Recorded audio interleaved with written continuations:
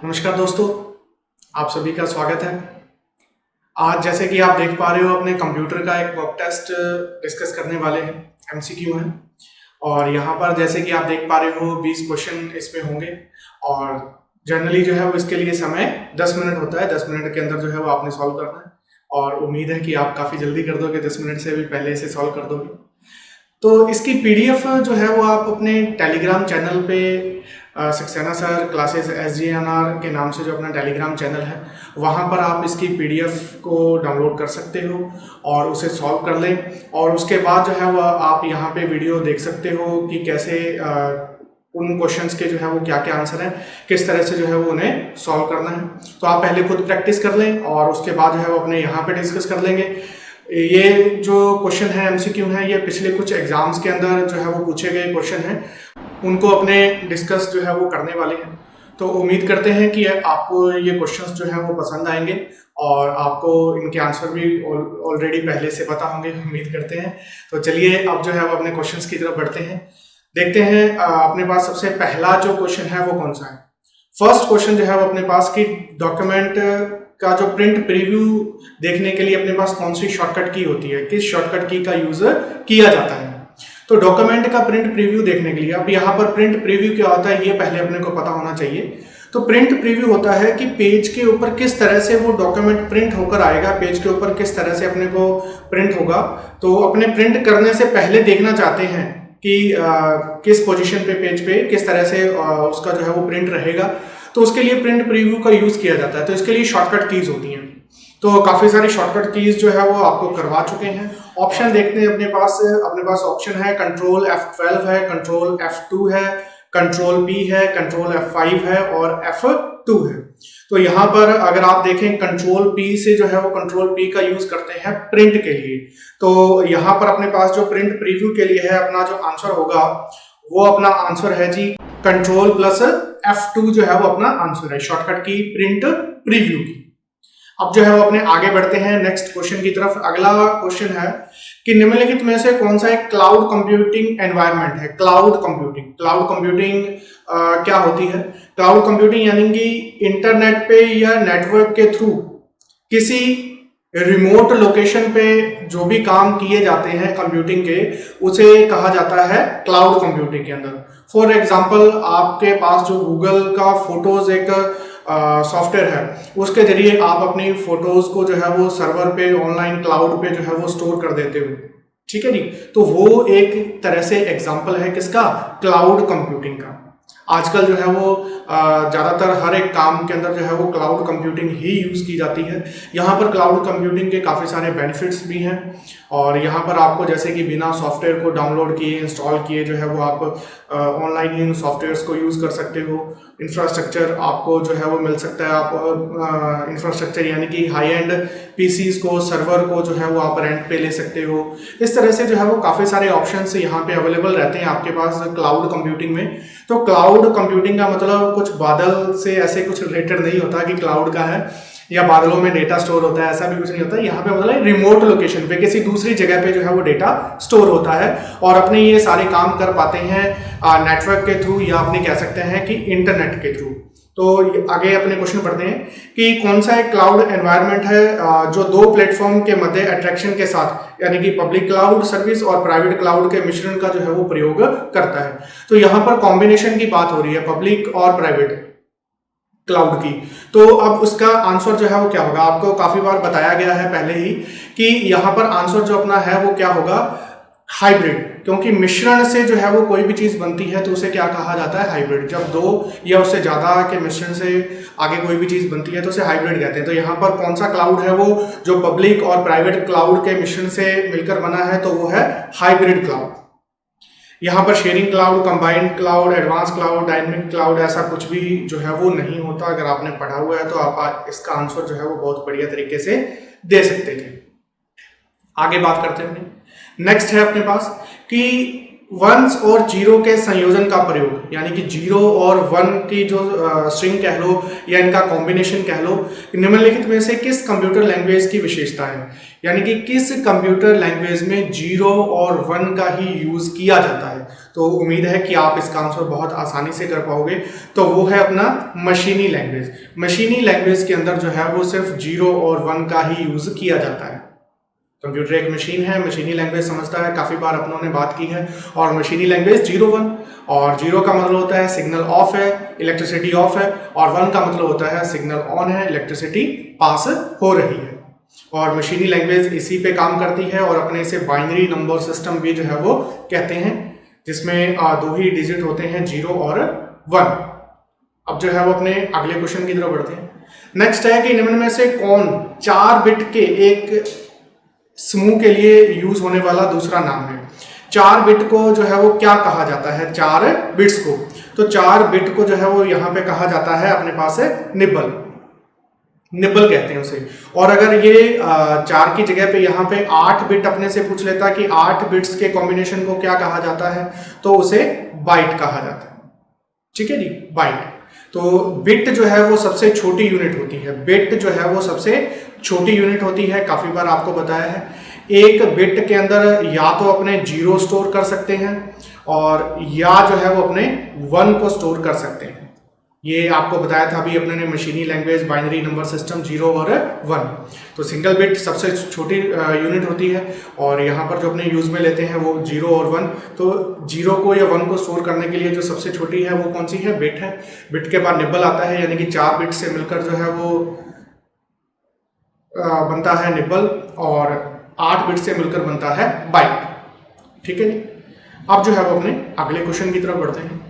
Next question है कि Microsoft power point software में निम्नलिखित में से किस फीचर को शामिल किया गया है, यानी कि पावर पॉइंट का वो कौन सा फीचर है जिसके बारे में आगे बताएं, जो यूजर को प्रेजेंटेशन में एक समय में सभी स्लाइड्स को देखने की अनुमति देता है। अब यहाँ पे पावर पॉइंट है, पावर पॉइंट की फाइल को जो है वो कहा जाता है प्रेजेंटेशन, जैसे कि आप देख पा रहे हो प्रेजेंटेशन। और प्रेजेंटेशन मिलकर बनती है स्लाइड से। प्रेजेंटेशन किससे मिलकर बनती है, स्लाइड्स से मिलकर जो है वो बनती है। स्लाइड यहाँ पर अपने कह सकते हैं एक पेज। तो उस तरह से फाइल जो है वो पेजेस से मिलकर बनती है। तो एक फाइल में, एक प्रेजेंटेशन में कितने पेज है, यानी कि कितनी स्लाइड्स हैं। अगर आप उन सभी स्लाइड्स को एक साथ देखना चाहते हो तो आप किस फंक्शन का, कमांड का जो है वो यूज करोगे, तो यहाँ पर अपने पास है वो है slide sorter. Slide sorter view होता है यहाँ पर अपने सभी स्लाइड को एक साथ देख भी सकते हैं और उन्हें रीअरेंज भी कर सकते हैं। रीअरेंज का मतलब होता है कि 5 नंबर स्लाइड को फॉर एग्जांपल आप 1 नंबर पे लेके आना चाहते हो, और 2 नंबर को जो है वो आप 8 नंबर पे लेके जाना चाहते हो, इस तरह से आगे पीछे मूव करना चाहते हो, तो आप उन्हें मूव भी कर सकते हो। तो यह है स्लाइड सॉर्टर। आगे अपने बात करते हैं अगले क्वेश्चन की तरफ। नेक्स्ट क्वेश्चन है कि कोड की स्क्रैम्बलिंग क्या कहलाती है। कोड की स्क्रैम्बलिंग, तो ये अगर आपने सिक्योरिटी वाली, नेटवर्क सिक्योरिटी की क्लास अच्छे से अटेंड की थी और आपने नोट्स क्रिएट किए थे तो आपको याद होगा। स्क्रैम्बलिंग जो है वो किसे कहा जाता है, जब डेटा को कोड्स में बदला जाता है। जब डेटा को कोड्स में बदला जाता है तो उसे क्या कहा जाता है, स्क्रैम्बलिंग। और कोड्स में बदलने को क्या कहा जाता है, एनक्रिप्शन। कोड्स में बदलने को क्या कहा जाता है, encryption. Encryption is equal to data को कोड्स में बदलना, ताकि जब नेटवर्क के अंदर अपने डेटा को भेजते हैं, आपने कोई मैसेज भेजा तो रास्ते में उसे कोई जो है वो हैक ना कर ले, उसे रीड ना कर ले, पढ़ ना ले कि आपने क्या मैसेज भेजा है, तो उसको जो है वो एक कोड्स के अंदर जो है वो कन्वर्ट करके भेजा जाता है। जैसे आप व्हाट्सएप पे मैसेज सेंड करते हो तो वहां पे लिखा रहता है end to end encrypted, end to end encrypted, जिसका मतलब है कि जैसे आप भेजोगे तो वो मैसेज को एक कोड में बदल देगा, एनक्रिप्ट कर देगा, एनक्रिप्शन कहलाता है। और वो जब तक सामने वाले की डिवाइस में नहीं पहुंच जाता तब तक उसे डिक्रिप्ट नहीं किया जाएगा। तो रास्ते में अगर मान लो आपका मैसेज कोई पढ़ भी लेता है, हैक कर लेता है, इंटरसेप्ट बीच में कर लेता है, तो वो समझ नहीं पाएगा कि आपने क्या मैसेज जो है वो भेजा है। तो इसे कहते हैं एनक्रिप्शन, और एनक्रिप्शन के अंदर जो है वो स्क्रैम्बलिंग। हाँ जी, अगले क्वेश्चन की तरफ बढ़ते हैं अपने। अगला क्वेश्चन है अपने पास VoIP की विस्तृत रूप क्या है, यानी कि VoIP की फुल फॉर्म जो है वो क्या है। तो यहाँ पर देखें VoIP की फुल फॉर्म होती है वॉइस ओवर इंटरनेट प्रोटोकॉल। तो देखिए अपने पास ऑप्शन है voice over internet protocol, 2 number जो है वो अपने इसका आंसर है फुल फॉर्म्स। नेक्स्ट क्वेश्चन जो अपने पास है वो है डेटा को डैश स्टोर करने के लिए हार्ड ड्राइव का प्रयोग किया जाता है। यानी कि ये कह रहे हैं कि डेटा को क्या करने के लिए जो है वो हार्ड डिस्क का यूज किया जाता है। तो ऑप्शन देखते हैं अपने पास है कि volatile, non volatile, permanent, temporary. तो यहाँ पर अपने को सेट बैठता है परमानेंट, कि डेटा को परमानेंट स्टोर करने के लिए हार्ड ड्राइव का प्रयोग किया जाता है। हार्ड डिस्क में अपने डेटा कब स्टोर करते हैं? जब अपने डेटा को परमानेंट जो है वो स्टोर करना चाहते हैं। टेम्परेरी तो नहीं होता, टेम्परेरी जो है वो डेटा स्टोर करना नहीं है, हार्ड डिस्क का यूज करते हैं परमानेंट। जब तक कि अपने खुद उसे डिलीट नहीं करते तब तक जो है वो डेटा स्टोर रहता है। तो किसमें? हार्ड डिस्क के अंदर। यहाँ पर अपना आंसर हो जाएगा परमानेंट। परमानेंट स्टोर करने के लिए जो है वो हार्ड डिस्क का यूज किया जाता है। अब अपने नेक्स्ट क्वेश्चन की तरफ बढ़ते हैं कि निम्न में से कौन यूजर नेम के साथ, यानी कि यूजर नेम आप समझ रहे हो, यूजर नेम अपने एंटर करते हैं, तो यूजर नेम के साथ संख्याओं यानी कि नंबर्स की बात कर रहे हैं और वर्णमाला यानी कि अल्फाबेट्स की बात कर रहे हैं का एक कॉम्बिनेशन होता है, यानी कि एक सेट होता है, जिसका प्रयोग यूजर अकाउंट को एक्सेस करने के लिए किया जाता है। जिसका उपयोग यूजर अकाउंट को एक्सेस करने के लिए किया जाता है। तो आप सोचें, ऑप्शन देखते हैं कि पासवर्ड, हाँ जी पासवर्ड हो सकता है, यूजर नेम तो ऊपर दे ही दिया उन्होंने, टाइटल नेम ऐसा कुछ नहीं है, होस्ट आईडी नहीं, स्क्रीन नेम ऐसा कुछ नहीं होता। तो अपना आंसर जो है इसमें बचता है एक नंबर जो है पासवर्ड। पासवर्ड अपने यूजर नेम के साथ एंटर करते हैं, जो नंबर्स भी हो सकते हैं, अल्फाबेट्स भी हो सकते हैं, और अपने अकाउंट को एक्सेस करने के लिए अपने को पासवर्ड की जरूरत होती है। उम्मीद करते हैं कि आप समझ रहे हैं क्लास को बढ़िया।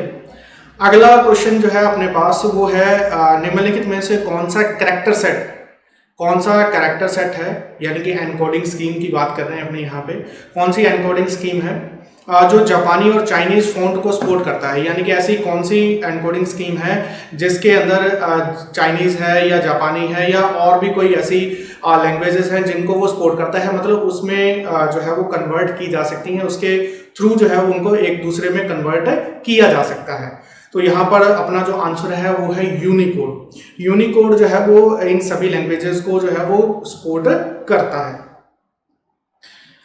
एनकोडिंग स्कीम्स होती हैं जो भी अपने टाइप करते हैं तो उसको कंप्यूटर की लैंग्वेज में कन्वर्ट करने के लिए या एक लैंग्वेज से दूसरी लैंग्वेज में कन्वर्टिंग के लिए जो है वो जो कोडिंग स्कीम्स का यूज़ किया जाता है यहाँ पे। तो अलग अलग कोडिंग स्कीम्स होती हैं, आपको पढ़ा चुके हैं डेटा रिप्रेजेंटेशन के अंदर। तो यहाँ पर जो इसका आंसर है वो है यूनिकोड। ये काफ़ी बार जो है वो एग्जाम में क्वेश्चन पूछा जा चुका है। अब अपने आगे बढ़ते हैं। अगला क्वेश्चन जो है वो अपने पास वो है कि ईमेल सेंड करने या वेब पेजों को क्रिएट करने की वह प्रक्रिया, यानी कि ईमेल्स के थ्रू या वेब पेजेस के थ्रू वो जो है वो प्रक्रिया जिससे किसी व्यक्ति के online bank account, credit card या अन्य लॉगिन इंफॉर्मेशन को कलेक्ट करने के लिए निर्दिष्ट किया जाता है, यानी कि उनको एक्सेस किया जाता है। सिंपल लैंग्वेज में अगर आपको ये टिपिकल हिंदी जो है वो समझ नहीं आई तो यहाँ पर क्वेश्चन ये कह रहा है कि ईमेल्स के जरिए और या ऐसे कर समझो कि फेक ईमेल्स के जरिए और फेक वेब पेजेस के जरिए अगर किसी व्यक्ति की इंफॉर्मेशन को चुराया जाता है, उसकी बैंक अकाउंट की या उसकी लॉगिन डिटेल्स जो भी हैं उनको अगर चुराया जाता है तो उसे क्या कहा जाता है? तो उसे कहा जाता है जी फिशिंग। उसे क्या कहते हैं? अपने फिशिंग कहते हैं। लेकिन यहाँ पर ये फिशिंग जो है वो हैकिंग का ही एक टाइप है। क्रैकिंग जो है वो ऐसा कुछ नहीं होता। स्पैम जो है वो अलग एक टाइप आ गया ईमेल का, ठीक है जी। और यहाँ पर हैकिंग के अंदर जो है वो होता है फिशिंग। तो ये हैकिंग का अपने कह सकते हैं टाइप है, लेकिन एग्जैक्ट जो क्वेश्चन है और उस हिसाब से जो है वो आंसर होना चाहिए वो क्या है? फिशिंग। मेलवेयर जो है वो अपने यहाँ पर वायरस की बात कर रहे हैं। मेलवेयर जो है वो होते हैं, मेलवेयर का एग्जाम्पल जो है वो क्या है? वायरस, ठीक है जी। सॉफ्टवेयर के जरिए अगर कोई अटैक होता है तो मेलवेयर्स होते हैं, और अगर पर्सन के थ्रू होता है तो वो हैकिंग होती है। और ये जो काइंड इन्होंने बताया है तो वो किसका एग्जांपल है? फिशिंग का। अगले क्वेश्चन की तरफ बढ़ते हैं। नेक्स्ट क्वेश्चन है कि कंप्यूटर का वह भाग जो इसके सभी कार्यों को कोऑर्डिनेट करने का काम करता है।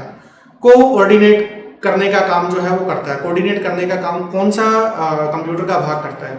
यहाँ पर सीपीयू करता है, और सीपीयू के दो भाग होते हैं, आपको बताया था सीपीयू के दो भाग होते हैं, एक तो होता है एएलयू और दूसरा है यानी कि ये रहा अर्थमेटिक लॉजिक यूनिट, और दूसरा होता है जी सीयू कंट्रोल यूनिट।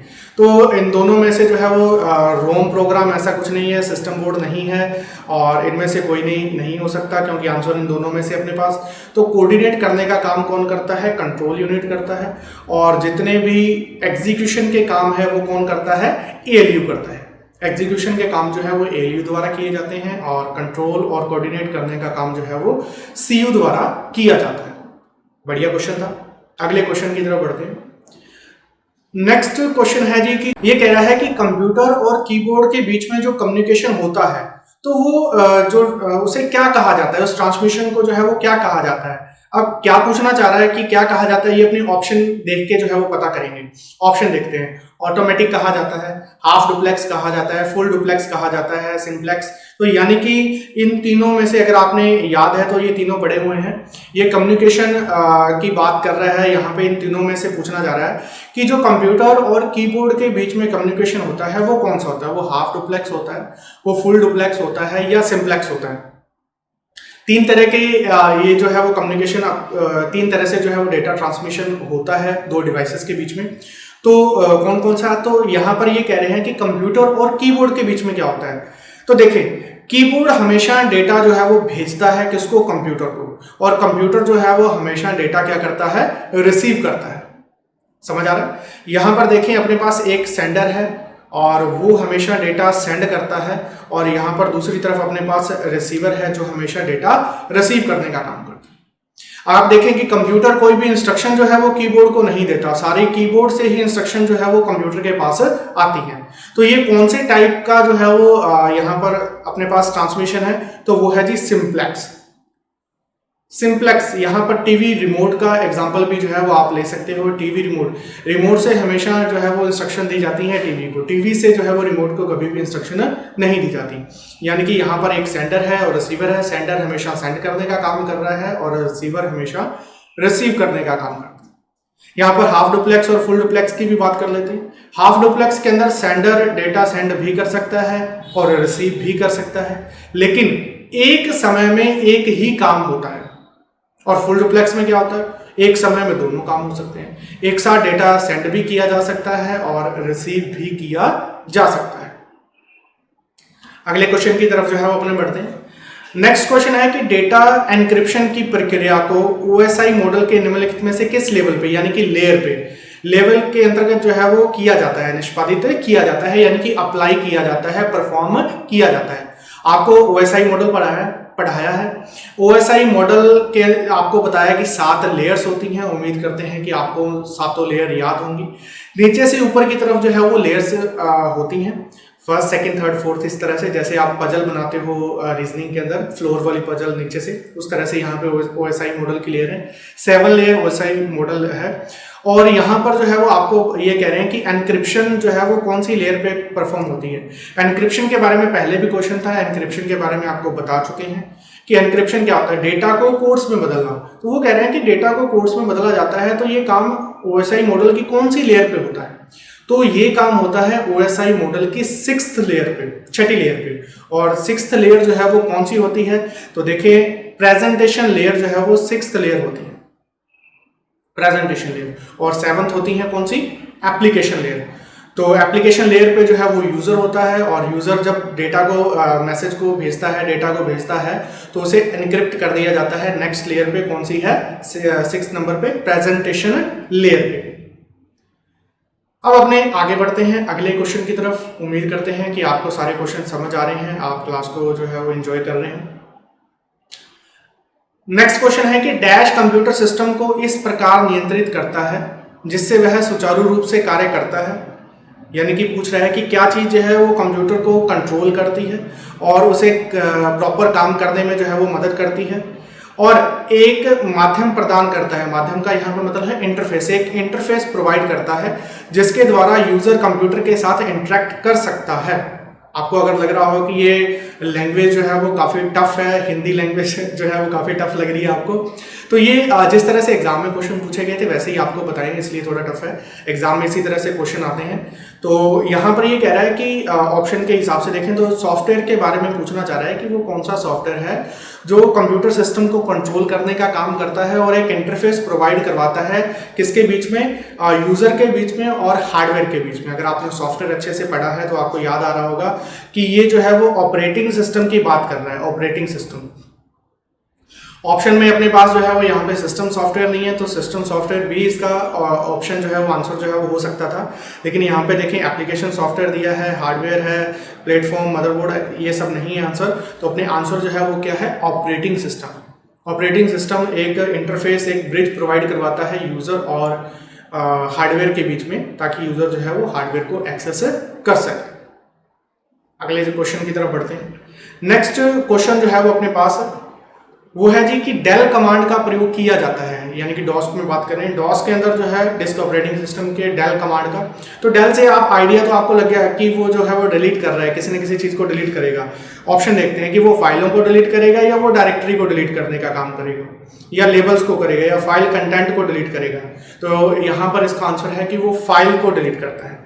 डेल और कमांड के साथ अपने फाइल नेम लिखते हैं, तो अगर उस प्रेजेंट डायरेक्टरी के अंदर यानी कि फोल्डर के अंदर उस नाम से कोई फाइल है तो वो उसे डिलीट कर देता है।